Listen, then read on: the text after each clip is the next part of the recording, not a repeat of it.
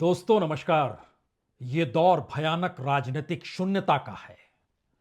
ये दौर बौद्धिकता और राजनीति के बीच इतनी बड़ी खाई पैदा कर चुका है कि उसे भर पाने की स्थिति में कौन कैसे किस रूप में आएगा कोई नहीं जानता है। और शायद इतना गहरा अंधेरा इससे पहले कभी पसरा भी नहीं था। सामान्य तौर पर यह बात सुनते हुए आप ये महसूस कर रहे होंगे, आज ये कहने की जरूरत क्यों आन पड़ी। दरअसल ये आज का मसला नहीं है। इस दौर में अतीत के स्वर्णिम पन्ने जब जब फाड़े जाते हैं और वो गायब हो जाते हैं, उसके बाद की परिस्थितियां उन पन्नों को याद करके मौजूदा हकीकत को जब समझना चाहती है तो ये बड़ा वैक्यूम, गहरी शून्यता या फिर एक अंधेरा नजर आता है।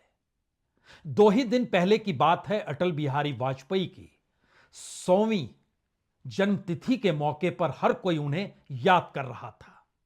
और उससे 2 दिन पहले यानी 23 दिसंबर को पीवी नरसिम्हा राव की पुण्यतिथि थी, उन्हें भी याद किया जा रहा था।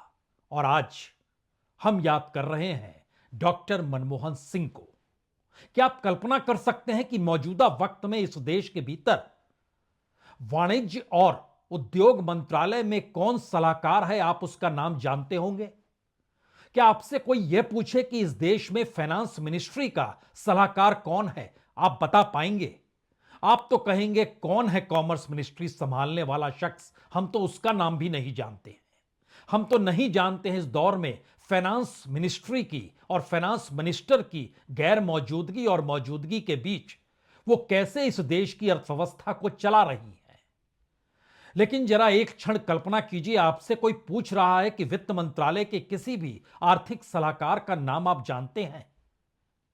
इतना ही नहीं, प्रधानमंत्री के आर्थिक सलाहकार का नाम क्या आप जानते हैं? इस देश के रिजर्व बैंक के गवर्नर का नाम आप जानते हैं? इस देश में यूजीसी के चेयरमैन का नाम आप जानते हैं?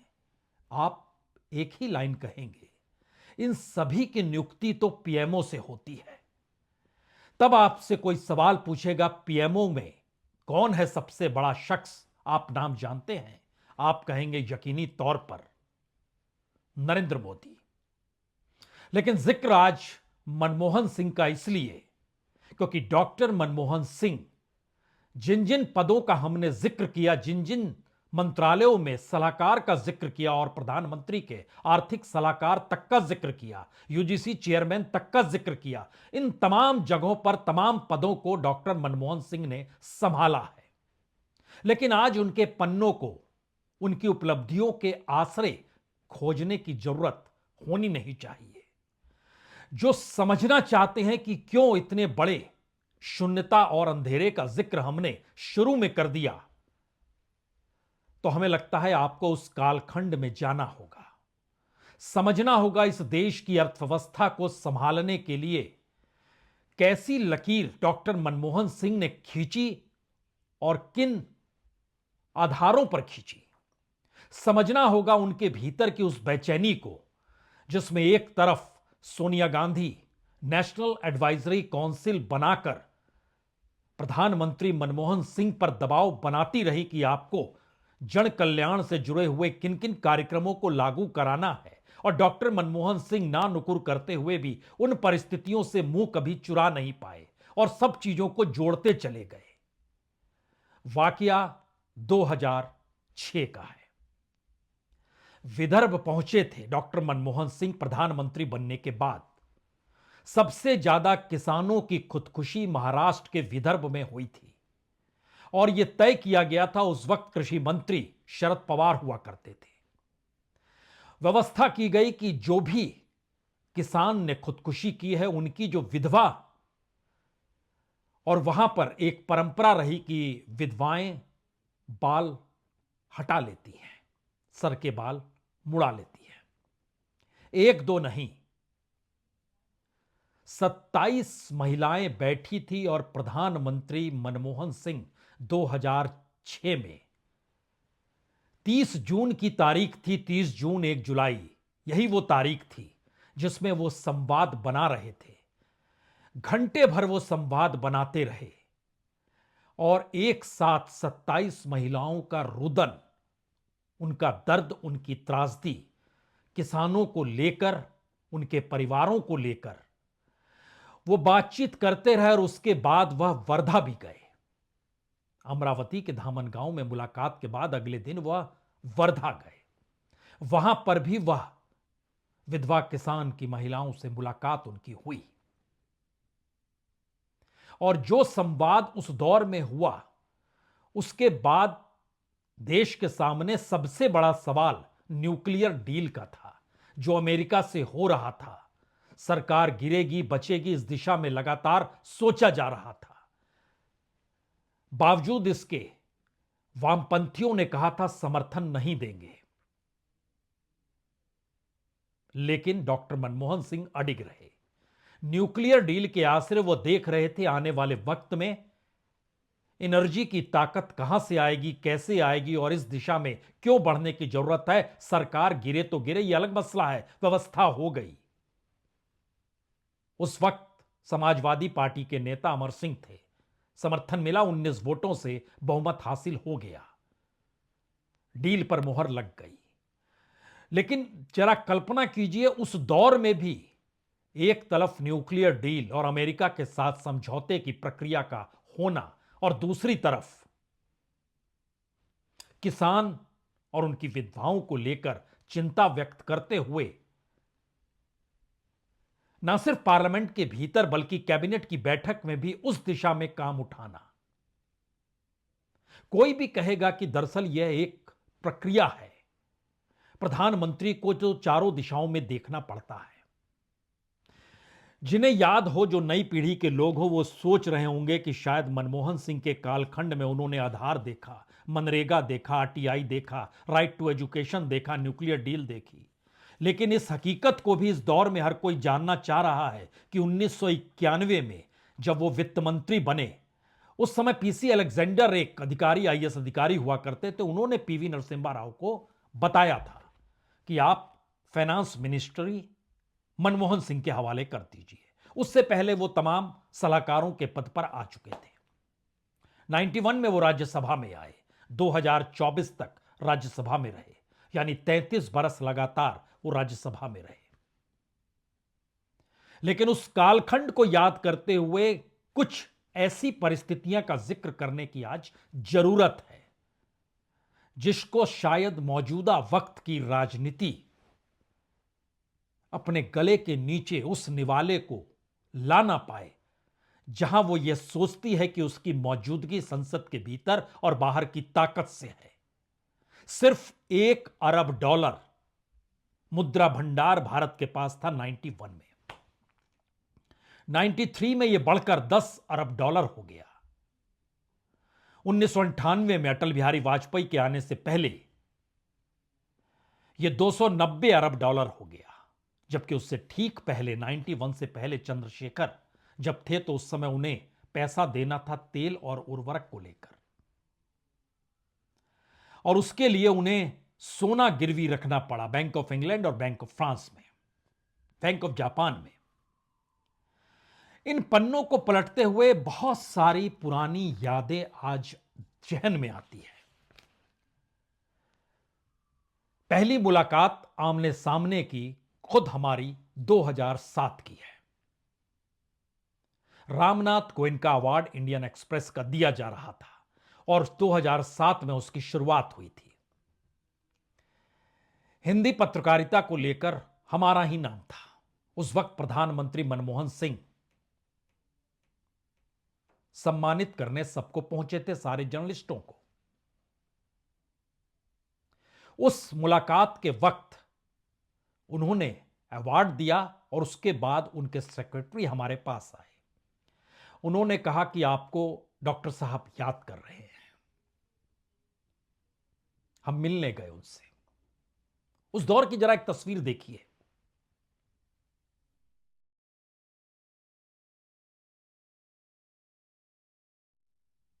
यह तो पुरस्कार देते वक्त की तस्वीर है, लेकिन इसके बाद जो मुलाकात हुई और उनके सेक्रेटरी ने जब कहा कि डॉक्टर साहब आपसे मिलना चाहते हैं, तो हम उनसे मिलने गए समारोह के बाद, और उन्होंने बहुत आत्मीयता के साथ हाथ मिलाया और कांधे पर हाथ रखकर कहा, मेरी हिंदी उतनी अच्छी है नहीं, लेकिन मैं हिंदी न्यूज चैनल जरूर देखता हूं और आपका चैनल भी देखता हूं।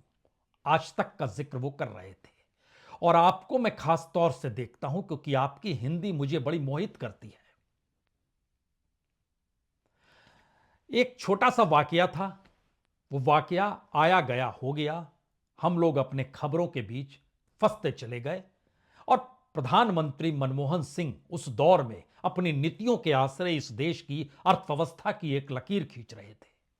किसान का मुद्दा भी टकरा रहा था और इस देश में बजट के भीतर किसकी कितनी उम्मीदें होती हैं उसके आश्रय भी परिस्थितियां चल रही थी। मनमोहन सिंह की अर्थव्यवस्था को लेकर हम लोग लगातार विरोध करते थे कि वह उस आवारा इकोनॉमी के रास्ते चल पड़े हैं जिसमें इस देश के भीतर सिवाय बाजार के कुछ भी नहीं बचेगा। हमें याद है 2009 में, उस समय हम जी में हुआ करते थे और उसके समानांतर अखबारों में भी लिखा करते थे। अखबार में, भास्कर अखबार में लिखा करते थे, संपादक श्रवण गर्ग थे। उस पन्ने पर जो कि ओपेड पेज होता था उसे हरिमोहन मिश्रा जी संभालते थे। अर्थनीति को लेकर लगातार श्रवण गर्ग जी लिखवाते थे और हम लोग लिखा करते थे। सीधे तौर पर निशाने पर प्रधानमंत्री मनमोहन सिंह की आर्थिक नीतियों को लेते थे। 2009 में जब दोबारा चुनाव जीते तो उसके बाद कहीं ज्यादा तीखे लेख उस दौर में लिखे गए। पीएमओ के डायरेक्टर का फोन आया कि आपसे मुलाकात करना चाहते हैं। मुलाकात का सिलसिला इस बात को लेकर था कि दरअसल आपको मनमोहन सिंह की अर्थनीति को लेकर ऐसा क्या दिखाई देता है जिसको लेकर आप कहते हैं कि दरअसल यह जुड़ाव सिर्फ बाजार से है। बड़ी लंबी बातचीत हुई डायरेक्टर साहब की मौजूदगी, और उसके बाद कहा गया कि आप जो सोचते हैं उसे क्या एक मेल के जरिए भी भेजा जा सकता है। हमने कहा बिल्कुल। वह मेल आज भी हमारे पास है। और उसके बाद 2010 का जो बजट आया, उस बजट में जो संवाद था, जो मेल के भीतर मुद्दे थे, उनका बहुत बड़ा हिस्सा हम आप कह सकते हैं कि वो तार्किक तौर पर या फिलॉसफी के तौर पर उसकी मौजूदगी, लेकिन उस विचार की दिशा में इस देश के प्रधानमंत्री एक जर्नलिस्ट के साथ संवाद बनाकर उन्होंने संवाद, उस दौर में श्रवण गर्ग को भी बुलाया गया था क्योंकि उस दौर के अखबारों में जो लेख छपा करते थे उसमें कोई बंदिश नहीं थी, आजादी थी। आप जो सवाल उठाना चाहते हैं उठा सकते हैं। हमें तो यह भी याद है जब राहुल गांधी ने उस अध्यादेश को फाड़ा था जो सुप्रीम कोर्ट ने फैसला किया था कि कैसे क्रिमिनल पॉलिटिक्स को आने में रोका जाए, और अध्यादेश उसके खिलाफ जो आ रहा था तो उसको बकवास करार देते हुए जब राहुल गांधी ने उस अध्यादेश के कागज को फाड़ा तो उसके बाद भास्कर में ही आर्टिकल लिखा गया था और याद किया गया था कि कैसे दो धाराएं भारत की राजनीति में चल निकली है। और यह किसी और हिस्से में मत जाइए, फिल्म के नजरिए से देखिए। फिल्म में दीवार, एक अमिताभ बच्चन और दूसरे शशि कपूर, मंदिर में दोनों पूजा करने जाते हैं और उसके बाद अमिताभ बच्चन का रास्ता अलग हो जाता है और शशि कपूर का अलग हो जाता है। मनमोहन सिंह और राहुल गांधी को लेकर कुछ ऐसी ही तुलना करते हुए उस पूरे आर्टिकल को लिखा गया था। असर हुआ, बड़ा असर हुआ। और टकराव की इन परिस्थितियों के बीच भी संवाद बना रहा और राय मशविरा उस दौर में भी चलता रहा। यह अलग मसला है कि हर वक्त उनकी मौजूदगी नहीं होते थे, लेकिन पीएमओ में बैठे हुए जो डायरेक्टर्स होते थे उनके जरिए एक संवाद लगातार बना रहता था। मौजूदा वक्त में पता नहीं यह कितना संभव है या नहीं संभव है, क्योंकि मनमोहन सिंह की अर्थनीति को लेकर जितना बड़ा हमला आज तक में रहते हुए या उस दौर में जी में थे उसमें रहते हुए या दोबारा से 2013 में जब आज तक में लौटे, तो जो घोटालों की पूरी फरिस्त थी उसका पूरा एनालिसिस जो न्यूज चैनलों में होता था या हम करते तो उस दौर में राडिया टेप भी आया था। उस समय जी में हुआ करते थे, उसमें चंद जर्नलिस्टों के नाम भी थे, उसको भी दिखाने में कोई कोताही बरती नहीं गई। लेकिन उस वक्त भी पीएमओ से जानकारी हमारे पास भेजी गई कि दरअसल इस तरीके से राडिया टेप का जो मसला है, वो राडिया ऐसा नहीं है कि हर मंत्रालय में उनकी दलाली चलती थी, ऐसा नहीं है। लेकिन सवाल है, एक संवाद बनाने की परिस्थिति में इस देश का मुखिया जो प्रधानमंत्री है, वह पत्रकारों को बंदिश के दायरे में नहीं ला रहा है, उन पर कोई रोक नहीं लगा रहा है और यह नहीं कह रहा है कि आपने हमारे खिलाफ कैसे कह दिया, अब आपका चैनल हम दिखाने नहीं देंगे, विज्ञापन दाताओं को हटा देंगे। और उसके बाद क्या हुआ, ये सारी घटनाएं तो हमने बतौर एवीपी में रहते हुए इस दौर में देखी जब प्रधानमंत्री नरेंद्र मोदी हैं। लेकिन यह दौर उन्हें याद करने का नहीं है, ये यादें तो डॉक्टर मनमोहन सिंह को लेकर है। भारत के प्रधानमंत्रियों की सूची में बहुत पढ़े लिखे लोग प्रधानमंत्री बने हैं, इससे इनकार नहीं होगा। लेकिन डॉक्टर मनमोहन सिंह की अगर आप यात्रा को अगर आप समझना चाहते हैं तो सोचिए, पंजाब यूनिवर्सिटी से ग्रेजुएशन और पीजी करने के बाद कैम्ब्रिज यूनिवर्सिटी से पीएचडी करते हैं, डीफिल करते हैं, ऑक्सफोर्ड यूनिवर्सिटी से दिल्ली के दिल्ली स्कूल ऑफ इकोनॉमिक्स में प्रोफेसर के तौर पर पढ़ाते भी हैं। और उस पूरी परिस्थितियों को समझते हुए इस देश के भीतर जो छात्र उच्च शिक्षा के लिए दुनिया में अलग अलग जगहों पर जा रहे थे, उस पर भी चिंता व्यक्त वो करते हैं। यह अलग मसला है कि मौजूदा वक्त में खास तौर से 2024 में पुराने तमाम रिकॉर्ड टूट गए और इस देश में हायर एजुकेशन के लिए बड़ी तादाद में छात्र जो थे उनकी संख्या बढ़ते बढ़ते 13 लाख हो गई। एक साल में 13 लाख बच्चे इस देश को छोड़कर पढ़ने चले गए।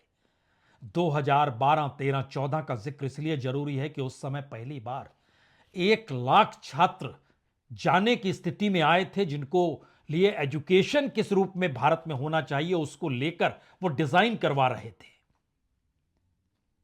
और प्लानिंग कमीशन को भी यह काम दिया गया था। यहां एक जिक्र और भी जरूरी है यह बताना कि दरअसल सही मायने में डॉक्टर मनमोहन सिंह के मेंटोर जो जिस रूप में देखा जाए वो पीवी नरसिम्हा राव थे।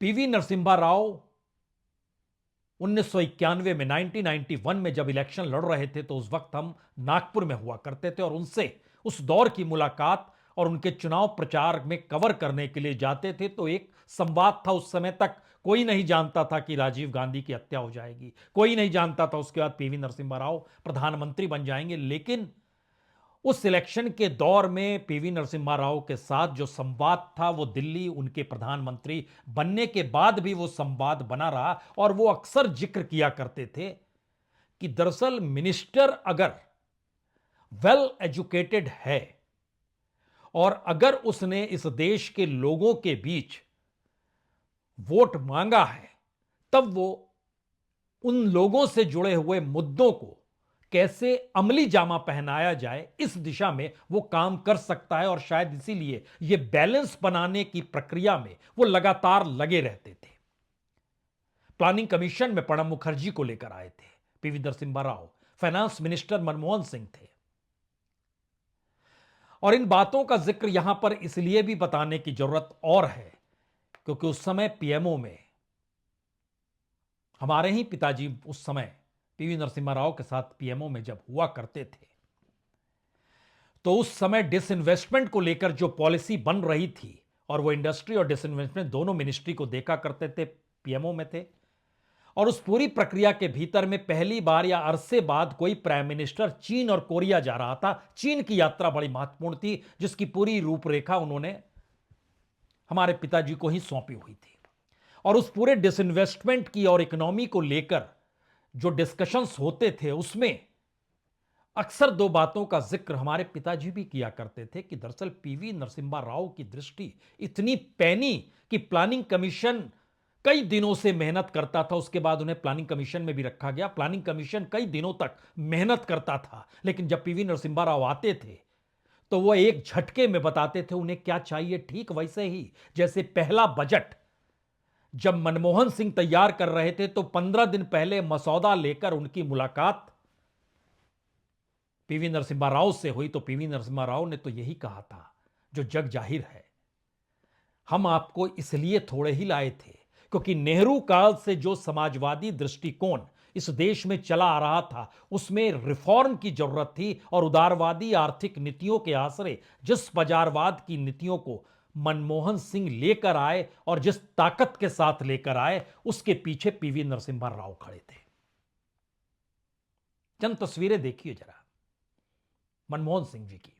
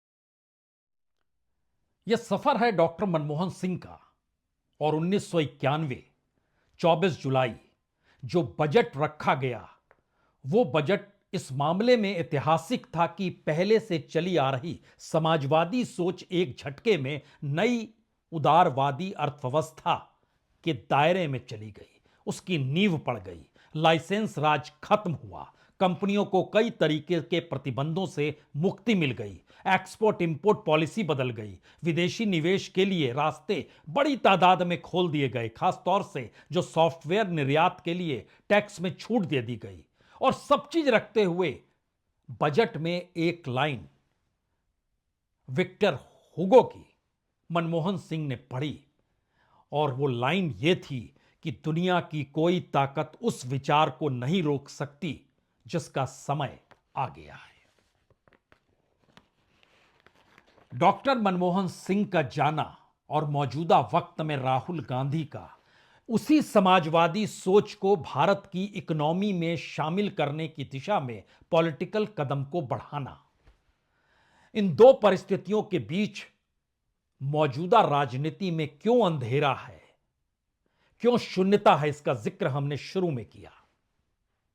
उसकी सबसे बड़ी वजह यह है कि प्रधानमंत्री नरेंद्र मोदी जिस उदार अर्थव्यवस्था को अपना रहे हैं वो पूरे तरीके से कॉरपोरेट के हवाले कर दिया गया है और राहुल गांधी जिस समाजवादी सोच को लाना चाह रहे हैं उसमें हाशिए पर पड़े हुए तबके के सामने सोशलिज्म तो है लेकिन कैपिटलिज्म का अल्टरनेटिव दे पाने की स्थिति में कांग्रेस शासित राज्य भी नहीं आ पा रहे हैं। और एक बड़ा सवाल, दुनिया में चाहे कैपिटलिज्म एक स्टैग्नेंट प्रोसेस में आकर फंसा हुआ है लेकिन रास्ता भारत जैसे देश में 140 करोड़ लोगों का देश, यह रास्ता कैसे निकलेगा, अभी भी इसकी उलझन राजनीतिक मुनाफे और घाटे के बीच लगातार चल रही है। और ध्यान दीजिए, प्रधानमंत्री मोदी का रास्ता हो या राहुल गांधी का रास्ता हो, ये दोनों रास्ते अपने अपने लहजे में जुनूनी रास्ते हैं। जनता की कोई भागीदारी नहीं और इस देश की इकोनॉमी बढ़ रही है। इस देश की जीडीपी नीचे जाए, कोर सेक्टर नीचे जाए, मैन्युफैक्चरिंग हो नहीं, रोजगार बचे नहीं, लेकिन कॉरपोरेट का नेटवर्क बढ़ रहा है।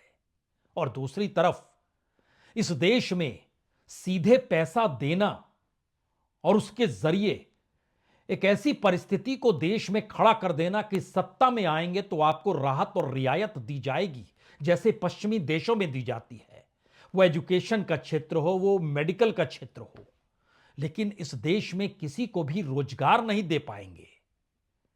रोजगार देने के लिए जो बेसिक इंफ्रास्ट्रक्चर है वो पूरे तरीके से लापता है, गायब है।